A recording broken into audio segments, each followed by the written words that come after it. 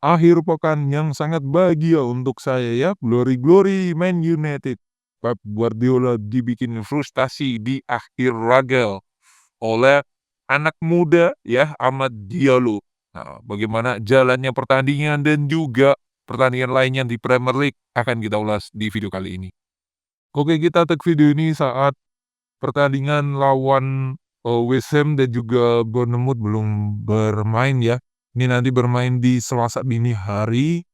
Kita ulas satu persatu ya di match ke berapa ini, ke-16. Di match ke-16 ini ya 16 ya, match ke-16 ini dimulai Arsenal lawan Everton, imbang 0-0 dan ini menurut saya kerugian besar yang harus didapatkan oleh Arteta and the gang ya. Secara permainan mereka menguasai banget ya. Bahkan kalau kita lihat expected goal dari Everton hanya 0,09, memang nggak niat main nih. 90 menit 2 gol saja dan no on target ya. Ini menunjukkan memang tim ini nggak niat untuk menang, memang nyari imbang sih. Dan hasilnya mereka bisa gitu, 0-0. Dan salah satu hal yang kurang oke dari Arteta dan kawan-kawan kalau saya lihat di sini ya. Man of the match Pickford di sini dengan rating 9 di Footmap, 5 save. Jadi dia layak jadi yang namanya man of the match di pertandingan kali itu. Oke, partai lainnya Liverpool juga imbang 2-2 lawan Fulham. Awal match menit 17 kalau nggak salah Robertson kartu merah. Iya benar, Robertson kartu merah, tapi sebelumnya ada gol apa ya, mengejutkan menurut saya dari Andreas Pereira. Golnya cantik banget ya, ditendang punting, crossing dari kiri, gol. Lalu Robertson memang jelas ya.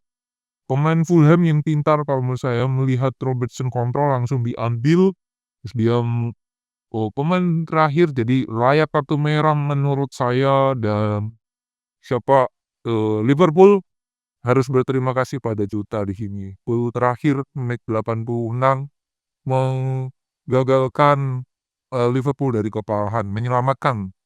Oke, yang mengejutkan lagi adalah besutan Ruud van Nistelrooy harus kalah 4-0. Saya agak expect, ekspektasi saya mungkin imbang atau Newcastle menang tipis, tapi diajar 4-0 dan Leicester City tidak mempunyai peluang yang berarti ya. Secara peluang pun hanya 0,19, 4 shoot, 1 on target. Sedangkan Newcastle, Giles Murphy ini luar biasa sih dia. 2 golnya memang dia layak jadi pemain yang oke. Tapi di sini pemain terbaiknya Alexander Isak ya, dengan 1 gol dan 1 assist, total shoot 4. Ini salah satu pemain yang kalau dia punya space, Alexander Isak adalah salah satu pemain terbaik ya, penyerang terbaik kalau dia punya space, punya ruang. Selain lawan Leicester, lawan Liverpool pun dia menunjukkan performa yang oke. Oke, Wolverhampton harus kalah saat Ipswich 1-2 dan kabarnya Gary Onyo, pelatih dari Wolverhampton ini dipecat. Jadi say goodbye. Menurut saya selain Gary Onyo di Wolverhampton, pelatih dari West Ham itu juga layak sih untuk dipecat. Nottingham Forest menang 2-1 lawan Aston Villa ya. Nah ini dramatis banget. Aston Villa hampir menang tapi bisa di comeback di menit-menit akhir, hampir mirip dengan MU ya. Menit 87 Milan Kovacic cetak gol dan Elanga menit 90 plus. Ini kado yang bagus untuk Forest. Kembali Forest memberikan hal yang oke, dengan hasil itu mereka di klasemen rank 4. Oh, wow, luar biasa dia. Mereka rank 4 ya. 2 match selalu menang ya. Lawan MU menang, lawan Aston menang. Jadi ya kalau itu MU-nya yang bodoh sih. Oke, selanjutnya Brighton Albion lawan Palace ini lumayan mengejutkan ya. Brighton lagi oke-okenya tampil di kandang, sedangkan Palace belum menemukan permainan terbaik. Ya, belum menemukan permainan terbaik seperti musim lalu, tapi berhasil menang 1-3. Bahkan 4 gol yang tercipta ini semuanya dicetak oleh Palace semua ya. Ya, golnya Brighton tuh bunuh diri dari Guehi. Oke, pemain terbaik kalau di sini di Footmap itu Sarr ya, cuman rating 9,4, 2 gol, 1 assist. Memang bagus sih, Ismail Sarr. Oke, terus kita sebelum nanti ya, kita udah di Manchester terakhir, Chelsea menang susah payah 2-1 dan ini banyak drama di penghujung laga ya. Cucurella menit 43 mencetak gol terlebih dahulu, tapi akhirnya Jackson sedikit mengunci kalau menurut saya menit 80, tapi Mbeumo 90 mencetak gol lagi 10 menit, itu luar biasa 10 menit di akhir.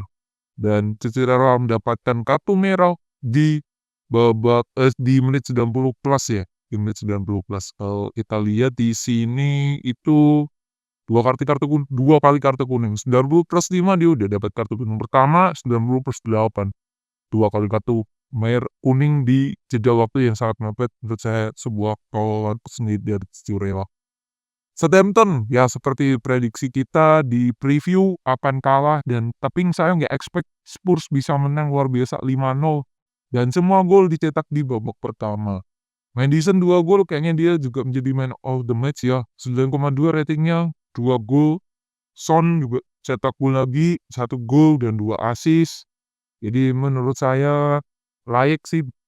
Southampton kalau nggak punya pemain lini tengah dan penyerangan yang oke, mungkin mereka akan terdegradasi. Kalau kita lihat di tabel pun juga Southampton masih di rank 20 dengan 5 poin ya. Selisihnya dengan rank 17 yaitu Leicester itu jauh 9 poin. Agak berat Southampton ini. Jadi kalau mereka nggak berbenah, ya Ramsdale kasarannya bekerja sendiri gitu. Oke, match terakhir yang akan kita bahas adalah City lawan MU. Babak pertama saya katakan boring ya, City tidak dapat peluang yang berarti, tapi akhirnya di menit 36 Gvardiol gol crossing dari si Kevin De Bruyne, meskipun sedikit deflect dari Ahmad crossingnya, tapi dia mencetak gol. Kalau di sini saya melihat sisi positifnya di babak pertama itu MU terutama solid di defense-nya. Mereka solid. Ugarte main oke banget di tengah menurut saya. Terus 2, 3 back di belakang itu solid, Maguire, De Ligt, dan Martinez gak ambil resiko ya. Terus 2 wingnya Dalot dan Mazraoui ini juga oke. Terutama Mazraoui, memang ini salah satu pembelian yang worth it banget ya Mazraoui di musim ini menurut saya. Oke, sedangkan si City aslinya setelah Foden beberapa match nggak kelihatan, bukan beberapa match ya, musim ini nggak kelihatan. Saya melihat di pertandingan kali ini Foden itu sedikit memberikan warna yang berbeda di pertandingan kali ini. Mulai kelihatan meskipun banyak beberapa peluang yang dapat dimentahkan lini pertahanan MU ya. Itu Gundogan juga ya so-so, tapi menurut saya salah satu malapetakannya adalah di saat Kovacic masuk. Dia menit 68 dia masuk ya. Itu sedikit membuat apa ya, tensi atau lini penyerangan dari si City ini sendiri sedikit mengendor kalau saya melihat ya. Ya, karena tipenya si Kovacic ini kan agak gimana ya, lemot, nggak secepat pemain yang lainnya loh.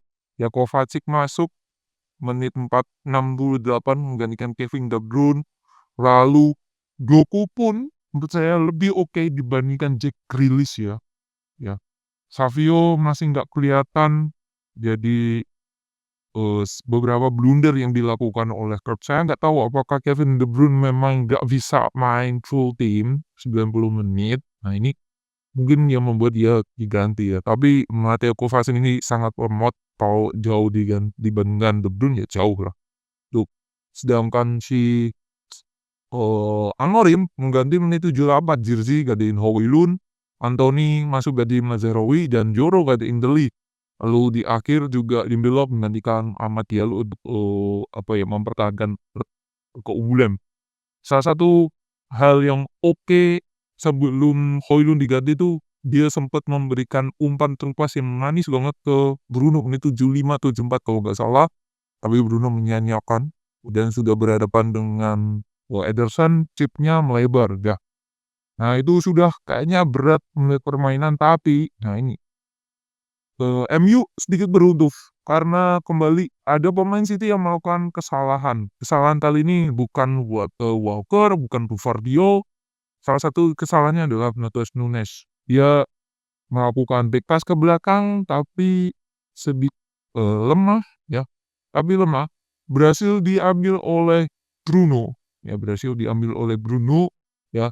Nah ini ya, dikomentari penalti to in United, wow, match this from City and particularly Nunes. Nah, ini menunjukkan bahwa, Anderson, pass back to Anderson, who badly underhit. Berarti menunjukkan bahwa Nunes ini mau back pass ke Ederson tapi terlalu lemah, dicuri oleh Ahmad. Nah, si Nunes ini mau tanggung jawab, tapi malah menghantam kakinya si Ahmad ini, terjadi penalti. Gol Bruno, kita ngira bakal imbang. Kalau itu tidak ada gol Ahmad, secara permainan overall, pertandingan ini layak imbang. Hasilnya pertandingan ini layak imbang, tapi Martinez long dari sisi kiri, Ahmad berhasil mengambil ya, dari celah si Diaz, udah Diaz ya gol, Ederson, dilewati Ederson dulu, terus dia mentakul Ahmad. Man of the match layak didapatkan oleh Ahmad dengan 1 golnya. Sebelum golnya dan sebelum penalti pun Ahmad babak pertama punya 1 peluang yang sundul aja. Di tengah bebas, ya karena bisa dikatakan kecil tapi bisa sundul itu, kalau bisa heading tuh, momen ya, dan tapi masih bisa dimenangkan Ederson. Ini merupakan 11 partai, Pep Guardiola hanya menang 1 kali dan draw 2 kali. Sisanya Pep mengalami kekalahan. Ini merupakan rekor buruk untuk Pep sendiri. Dengan hasil ini, rank 1 masih Liverpool dengan 36 poin. Lalu Chelsea, sedikit mendekati 3-4 selisih 2, tapi Liverpool masih nyisain 1 match ya. Jadi kalau dia menang pun lebih 9. City berada di rank 5 dengan 27 poin ya. Dengan 27, dengan meskipun MU menang masih tertahan di range 13. MU ini butuh banyak kemenangan berturut-turut untuk naik ya. Kalau enggak ya akan di situ-situ aja gitu. Karena sebelum-sebelumnya agak PR nih si MU itu. Jadi semoga kemenangan ini membuat moral pemain MU naik, dan City, Pep terlihat frustasi sekali ya. Sebelum golnya si Ahmad, Ahmad dapat penalti aja itu sudah, terlihat Pep frustasi gitu sih. Jadi ini Man City bukan hanya permainan yang dikena, mental pemainnya udah kena semua. Jadi itu kita lihat Pep ini bisa lolos nggak ke 4 besar di Premier League, dan juga di UCL bisa lolos ke 16 besar apa enggak. Kita tonton perkembangan dari Manchester City bersama Pep Guardiola nanti.